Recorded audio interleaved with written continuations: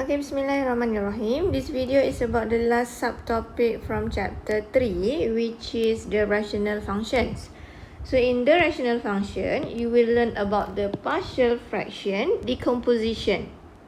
So you have sub-fraction decomposition. Okay, before that, you have to know the concept of decompose. Okay, what is decompose? Let's say you are having this fraction. This fraction, you can have, let's say, 3 small fraction. You can have 1/4 plus 1/4 plus another 1/4. So this one we call as the one fraction. We decompose into 3 small fraction. That is decomposition. That is the aim for this subtopic, where you want to decompose one fraction from the polynomial. Okay. So what is the step?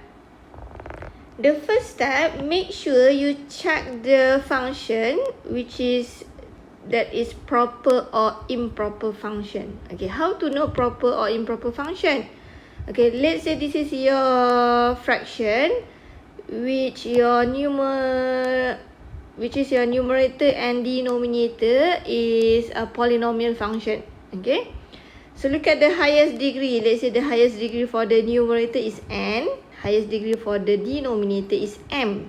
Okay, if n is less than m, which is numerator power is less than denominator power, you will have the proper function. But if n is more or equal to m, you will have improper function. Okay, so to proceed with the next step, your function must be proper.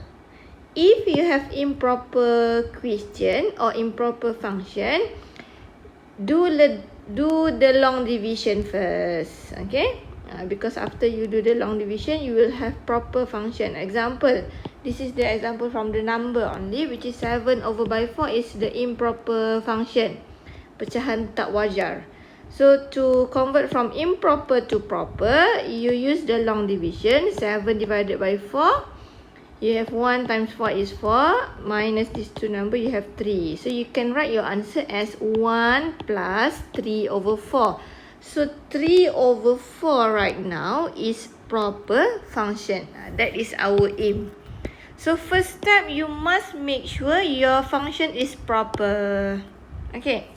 Second step, factorize denominator only. Okay, you have to factorize your denominator completely. Make sure your denominator you have only in the bracket form. That is the second step. The third step is you are applying the rules. We have 4 rules, A, B, C, and D. So let's look at one by one. Okay, rule A is the linear factor. Remember, all these 4 rules is for your denominator. So focus on your denominator parts only. Rule A is if your denominator having linear factor only. For example, this one. If you look at the denominator, you have x minus 3, x plus 1, and x minus 9. So all these 3 factor is linear. Okay, so you have to decompose this fraction into 3 small fraction according to how many factored form that you have from the question. In this case, you have 3 factored form, so you will separate into 3 fraction. Okay, so the first fraction is over by x minus 3, the second fraction over by x plus 1, the third fraction is over by x minus 9. And then the numerator, you just put the unknown, which is, let's say we use the alphabet A, B, and C. Okay, later when you solve the question, you will find all these unknown value A, B, and C. Okay, just put the constant A, B, or C. That is the first rule, linear factor. The second rule, rule B, is repeated linear factor. So what is repeated linear factor? You have the linear factor, but the linear factor repeated more than 1 times.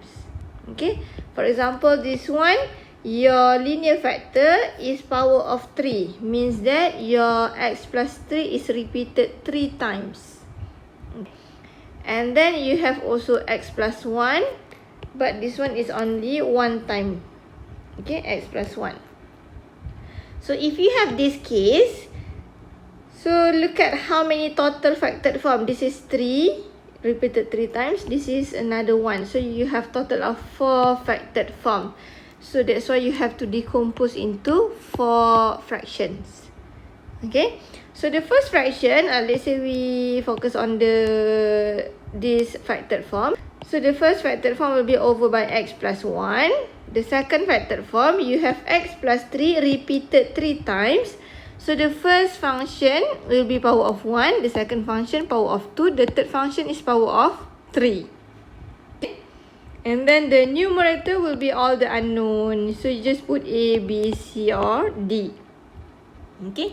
You can start also with x plus 3. You can have also x plus 3 first, x plus 3 power of 2 and x plus 3 power of 3. Then add on with over by x plus 1. It doesn't matter where is your location of that fraction. The most important thing is you decompose into the correct small fraction. For this question, you have total of 4 factored form. So you will have 4 small fraction. Okay, that is rule B. For rule number C is irreducible quadratic factor. So what is irreducible? Irreducible means the quadratic factor you cannot factor further into the linear factored form. X squared plus x plus 1, if you are using your calculator to factor, you will have the complex number roots. Your x will be in the form of complex number. So you don't have any linear factor for this one. That's why we call as the irreducible quadratic factor. So how to recognize this irreducible quadratic factor? If you are using calculator, the calculator give your x value in the form of your question fall under rule C. Okay. For this one, you have only one quadratic. So you just decompose into one fraction also. But the numerator, you will have the variable x. Just now, rule A and B, you have only the unknown A, B, C, D and so on. But for this one, for irreducible quadratic, the numerator is linear. Just now, the numerator is constant. Because of the denominator is quadratic, so your numerator will be linear. So what is the form? We just write as ax plus b. Okay. Rule D, the last rule, repeated irreducible quadratic factor. So your irreducible quadratic factor right now, you have repeated times. Example, the same factored form, but you have power of 3. So you have to decompose into 3 small fraction. The first fraction is the quadratic power of 1. The second fraction, quadratic power of 2. The third fraction, quadratic power of 3. So make sure you remember this one. Power of 1, power of 2, power of 3.